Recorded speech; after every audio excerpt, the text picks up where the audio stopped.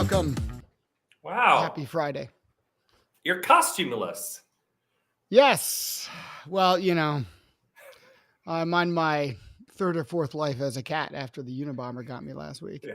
Well, if the lapels on your blazer start getting in your face, we're done with this show. I'm not working with you anymore. If you can't operate this, I'm done. I'm done. Happy Friday, Eric. Happy Friday. I should have refilled my coffee, but I don't think I need it today, really. No, we've got a lot of fun stuff. It's first Friday of November, which is Gratitude Month. I'm grateful for coffee, among other things. I'm grateful for our guest today. I'm grateful that it is National NFL Jersey Day today. Did you know that? Is it really? I don't own an NFL jersey. I own soccer jerseys. This is the problem because I have to wear one at OPTECH. So I have to decide. I'm more of a college football person. I don't know if I'm going to go with the Falcons, but I need to get some kind of. I'll probably just do. We have Cowboys to wear jerseys. Raiders. We have to wear jerseys, though? Yeah, if you're going to the shameless plug, if you're going to the MRI with me, Tony Souza happy hour on Monday of OPTECH, wear your jersey. We're watching the Raiders and the Cowboys, but you can wear any jersey you want. So got it. Well, our guest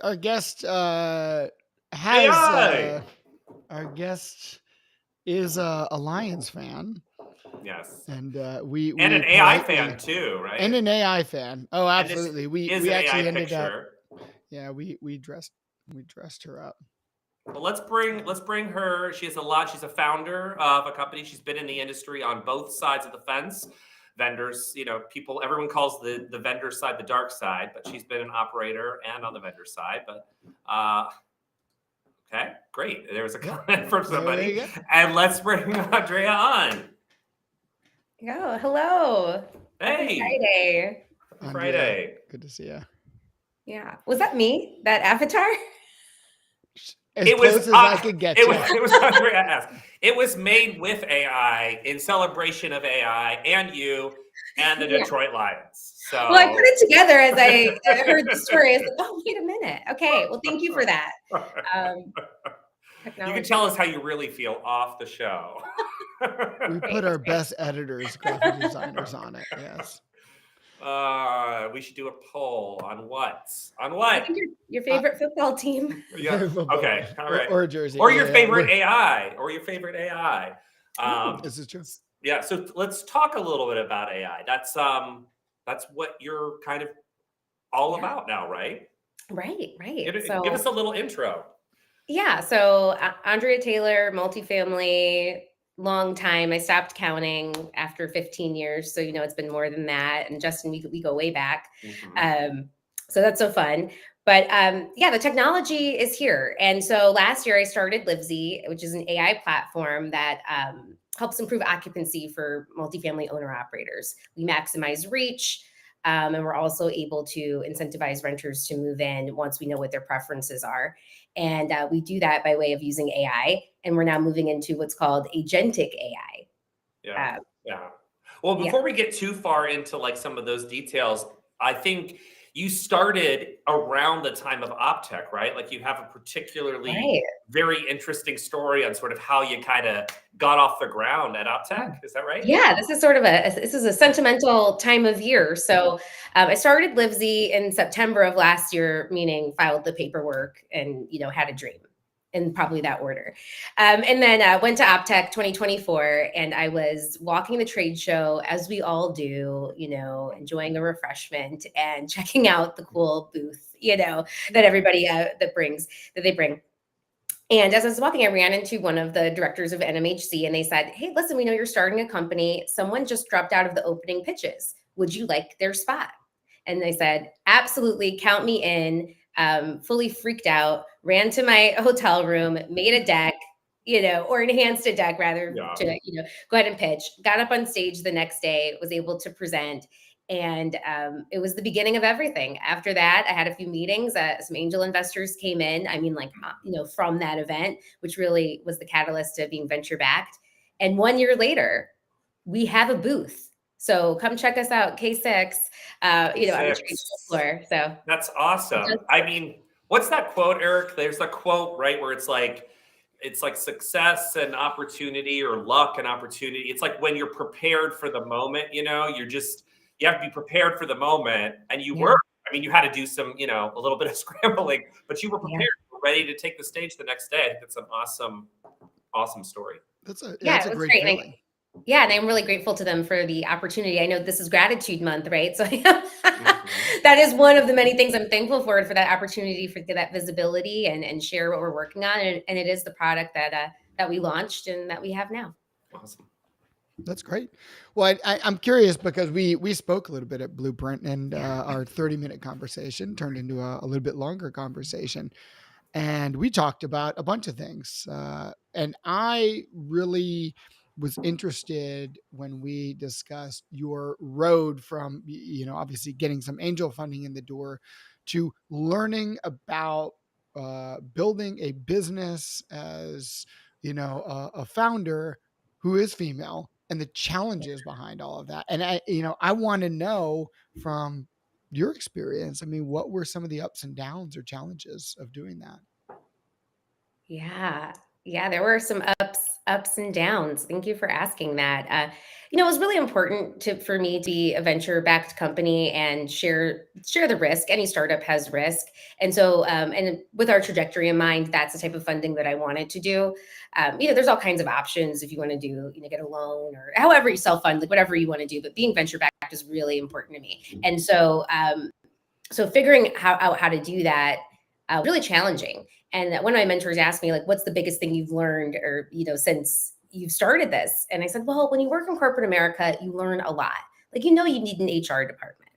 You know how to, balance a budget. Like, you're going to learn a little bit of accounting, a little bit of, the structure of how a company works, but really how to put a deal together and to get people to make what's essentially an emotional decision.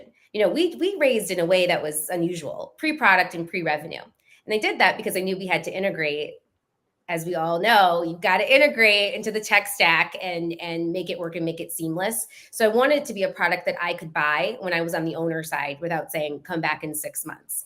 So really I had to talk to a lot of people to get that point across. And I mean, it was well into the hundreds to land with, the less than 10 groups that we worked with. Yeah. Okay, so you knew that integrating was very important, and I agree with that statement very much so. I've been through the integrations process. I've seen it happen, not necessarily on the tech side, but I mean, holy cow, I've sat in plenty of meetings and watched the momentum grind to a halt when it comes to integrations. Not saying that all integrations are alike, but tell me maybe what went into the decision process of choosing which integrations to go with. Yeah, well, we tested the market, before. Like, if we build it, will you buy it? So I'm what's called an opportunistic founder, which means there was a problem to solve, right? And there's technology, which is in the form of AI, that there is to solve it. And we started. Right now, we're integrated with Yardi and RentCafe, and we're adding the list. And it was really based on the concentration of customers. But back to your first question, as a woman or a female founder, asking these or making that ask, I was questioned constantly. Are you sure you need to spend money on that? Like, like this is just a trip to the like shopping, right? Yeah, I'm like, is everybody sure? Or I did a one and final pitch competition where, I pitched Libsy, and they said, oh, well, the judges, are you sure? And is that really like where the funds need to go? And then, there was another group that was somewhat in the space, and they said, well, we just scrape websites. We don't need any of that. And that group won the pitch competition. Funny story, after they actually messaged me, they had my number from the pitch deck. They said, hey, we really like what you're building. Can we talk? How we can collaborate. And so it's really about narrative, right, in addition to putting that deal together. But I was a little surprised at some of the questions I was asked, but it didn't take long to realize that you become a subject matter expert when you're in multifamily. I mean, when you touch all the kinds of technology that we do and collaborate with all the groups that we collaborate with and make everything fit so that someone can lease an apartment, you learn a lot. And so I think that message finally got across at the end of the day. Good. Yeah. That's very good. It does remind me of a story, because you're talking about integration, and I think that's huge. I did work for a company for a brief period of time that focused on integration, and they got that done, and they figured that was all they needed to do. So just the flip side of it is, to your point, there has to be an appetite, there has to be a reason, there has to be the other thing of like, what else are you solving for, or what else are you checking off? So in that space, how are you taking it from, this AI product, AI is such a thing, like people are like, I need to do stuff in AI.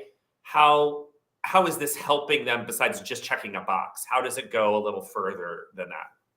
Yeah, I think there's two things. One is that I try to be very thoughtful about how to introduce AI into an ecosystem in multifamily, right? Understanding how the tech stack works, understanding what ILSs they work with, understanding that push and pull with data.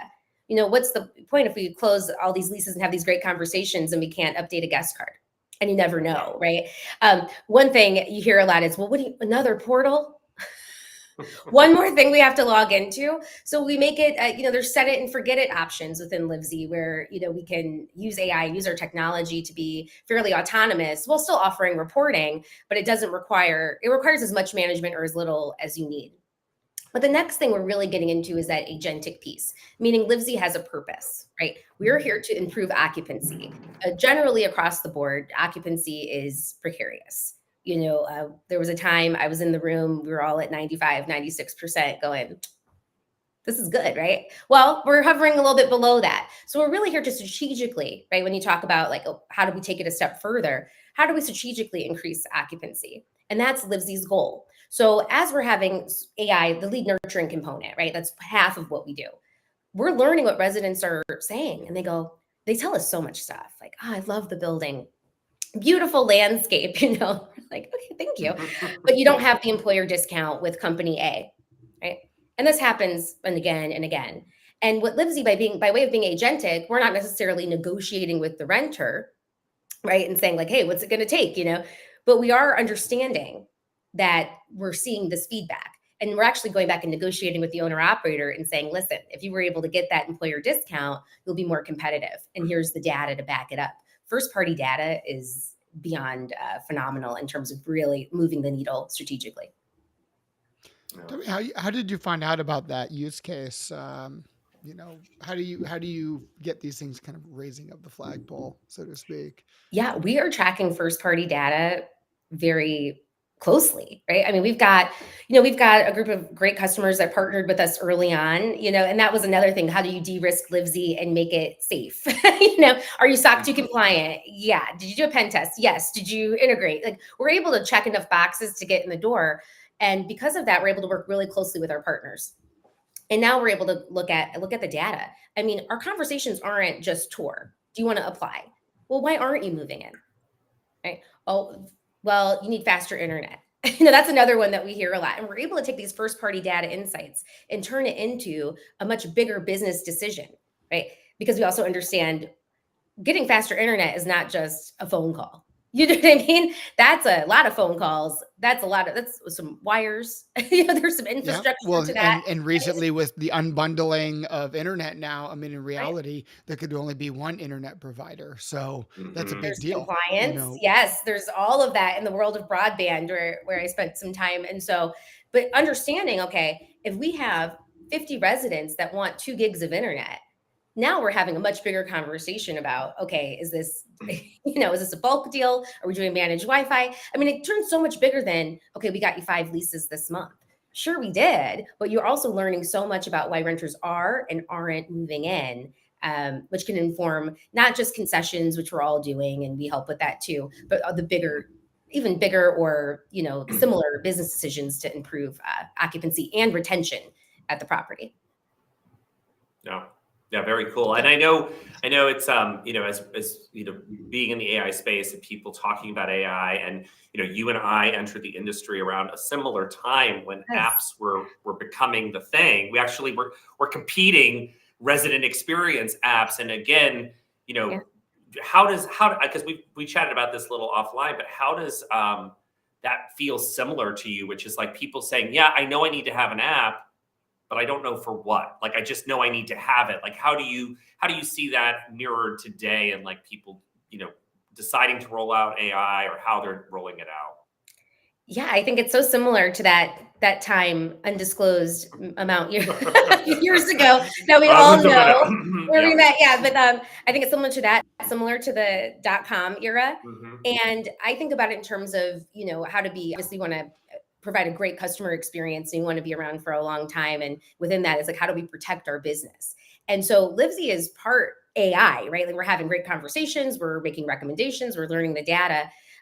We also have that pricing component, but it's also, we're not AI to everything to everyone. I would say, especially in pitch meetings, there's a reason why you can't just go to Chat GPT and find an apartment, because they're not integrated with Yardi or whoever else, right? It says go to an ILS, and maybe there are some questions, right? So it's really that hyper focus, because we're not going to do your history paper, right? But we are going to tell you every single thing about that apartment. And now that we're on the forefront, which is why it was so timely to start it in these last couple of years, what does that mean for video content? That avatar, that was me. What if we put her in an apartment? Picture yourself. You know what I mean? Right. Like, this unit type.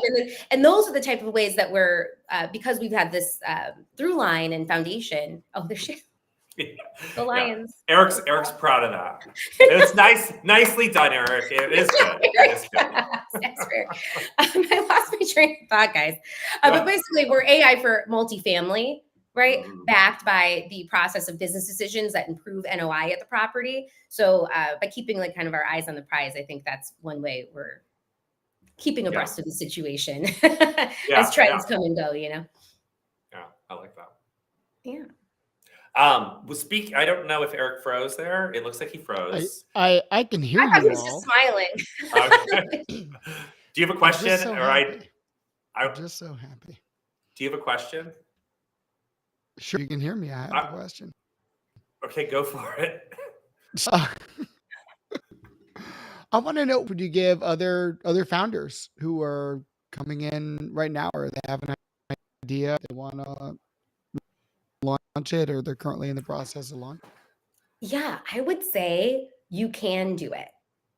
So I had a lot of no's before I got the yes. So you have to be somewhat tenacious. But if you've got a good idea and you've done the research and you're an expert in your field, and if you're not, become one and talk to everybody that you can talk to get that level of expertise and learn. It's out there, right? Yeah. So you got to find your people, find your tribe. It's incredibly difficult. It's the hardest thing that I've ever had to do, because it's one thing to sell software, like, back in the day, right? And go, oh, well, I don't like your software, but I like you. Fundraising is like, are you the person that can really lead this company and go to the next level? So it's like a rejection on a whole visceral, like, intense level. But once you get past that, you can get to the yeses. And the last bit of advice I'd say is, if someone gives you a book recommendation, take it. I've read every book that anyone's ever offered. I've gotten something so poignant and important out of it. So it's just a fun tidbit that I've learned. Eric, did you get that? It was priceless. It was. Don't tell him anything.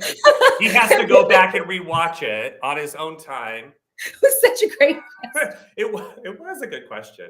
And it was a very thoughtful answer. I appreciate that. I have one more, because I know we're, going to wrap up shortly, but AI was in the feeds a little bit this week on LinkedIn. And one of the things that kind of came out a couple different ways was the idea of using automation, using AI, some of this to be more human versus less. So I do not know what Eric's doing, but I'm taking control of the show right now. You're in now. You're officially back. You know what it was? I had a VPN running, and it was just slowing things down for me. So yeah. Lovely. So I'm going to finish my question, if you don't mind. Do it. And I did hear the end of what you were saying. Oh, okay, great.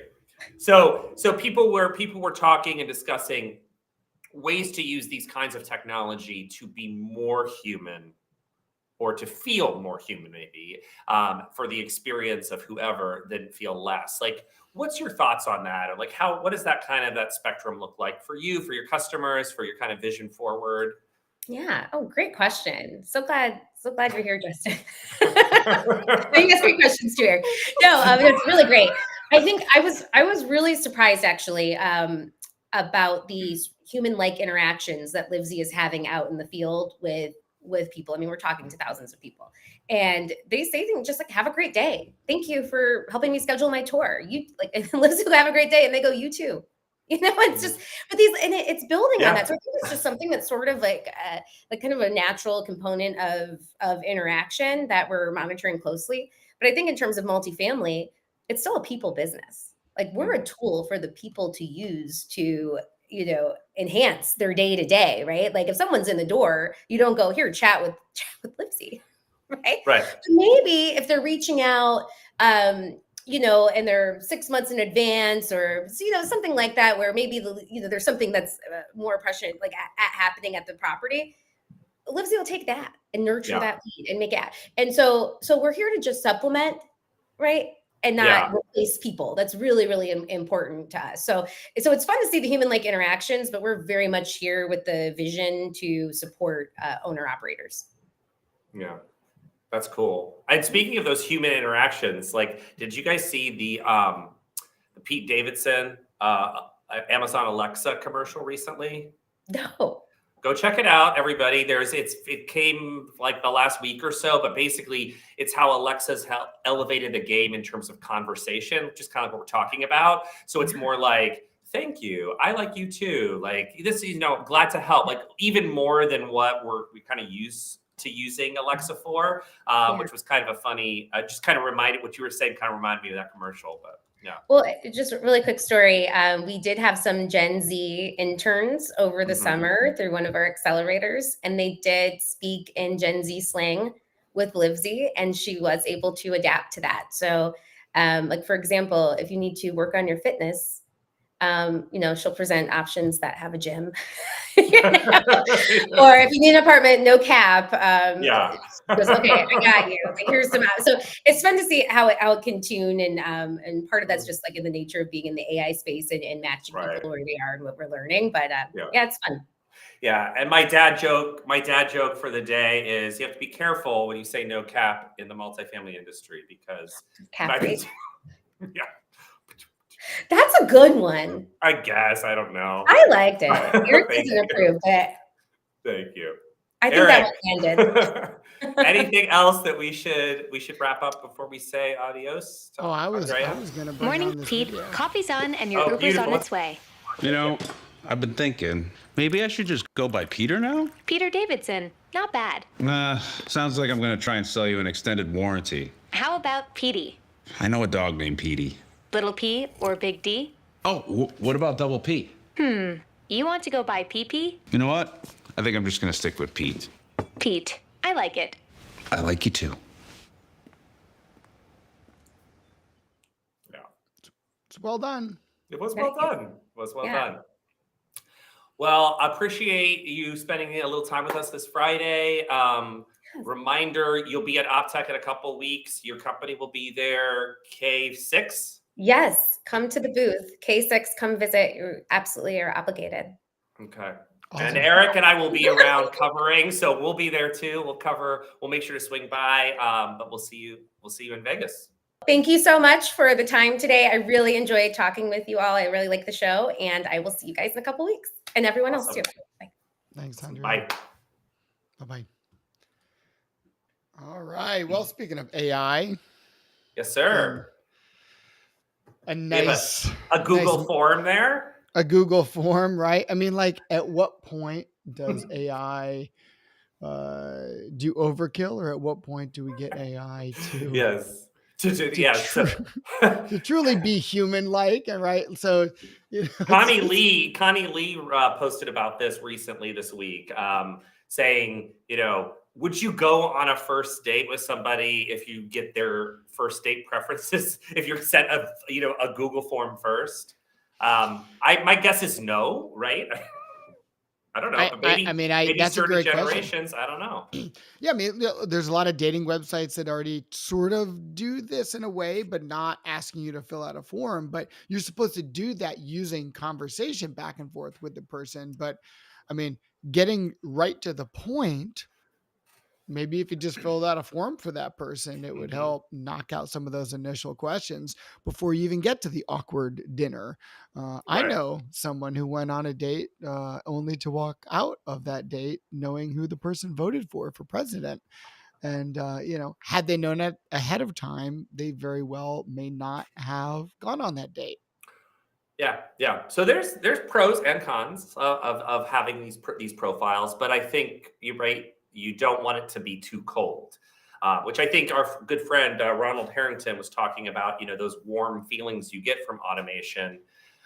He recently got a FedEx notification about a package, and it was very tailored, very personalized, very conversational.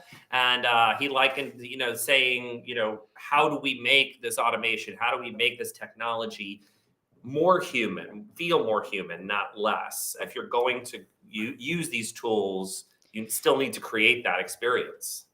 Yeah. Yeah. I recently had, well, not an issue. I'm trying to upgrade my HVAC system, and I started to text them, and it was AI. And I thought, okay, yeah, sure, totally normal. And then I called them after hours, and that was AI. And it Mm, even had the like buzzing in the background of like other people talking. And I thought that was interesting. And this sounds like a sophisticated system that's meant to trick me into feeling like it's more human. And I appreciated it as yeah. long as the talking in the background isn't too loud. But I mean, ultimately the person I was speaking with had, very clear voice. It was pleasant. They were able to pull up some things on my account, but ultimately they did like the tech side. They did ask a couple questions over and over that I Mhm. felt like I was answering. So at that point, it would have been nice to have a human in the loop. But it's after hours, and ultimately I got what I needed, which was for a human to review the information and come back to me when they were working. Yeah. Yeah, awesome. All right, well, we have a few more things to cover, some of the industry highlights, a couple more minutes, but we'll get through them. Okay. Grace Hill, they recently acquired Hello Data. Well, out of that, they're now launching Performance, I think HQ is what it's called. So it's leveraging a lot of those data, other kind of tools, but kind of an elevated dashboard for analytics, for accessing data for teams. Apartment List and Peak announced a partnership. So that's exciting. Always exciting when we see, companies playing well in the sand or working together, because that, benefits each other, but it also often benefits the client. So it's Also, shout out to Apartment List. I think they're hiring a partnership customer experience yeah, position.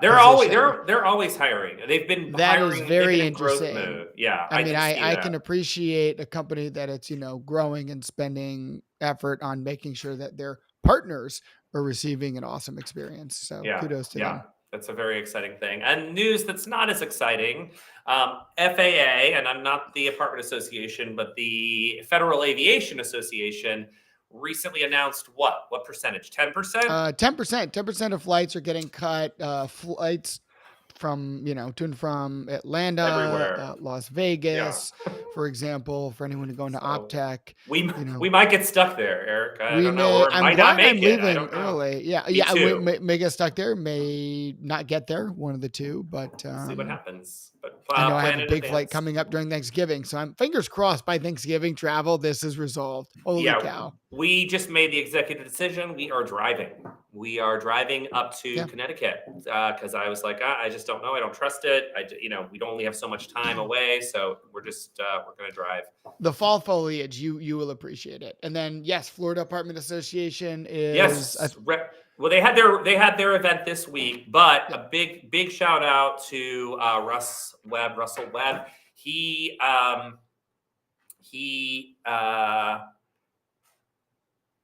won, or he was inducted, sorry, into the Hall of Fame, the Industry Hall of Fame, the Florida Apartment Association Hall of Fame. So Yep. yeah, good stuff. All Uh, right, what else? Speaking of which, I'm switching some things here because we're That's talking about great. events. Next week is the Assembly of Delegates from NAA. That's right here in Atlanta at the Loews Hotel. So hopefully everyone gets here safe and sound. Yes, and I will And be there. You will be there. We'll be out and around and we'll be about. there. I'll be there Monday through Wednesday. Yeah. Yeah, And I will be there most days. And I think a lot of folks on the ownership side can appreciate this. Peter Lohman, of course, always having wonderful memes, talks about every day being a struggle where he's just trying to run his company and vendors are shouting in his ear about AI. And this is not commentary on Libsy, by the way. This is commentary on the state of the industry at large, which is a lot. Industry.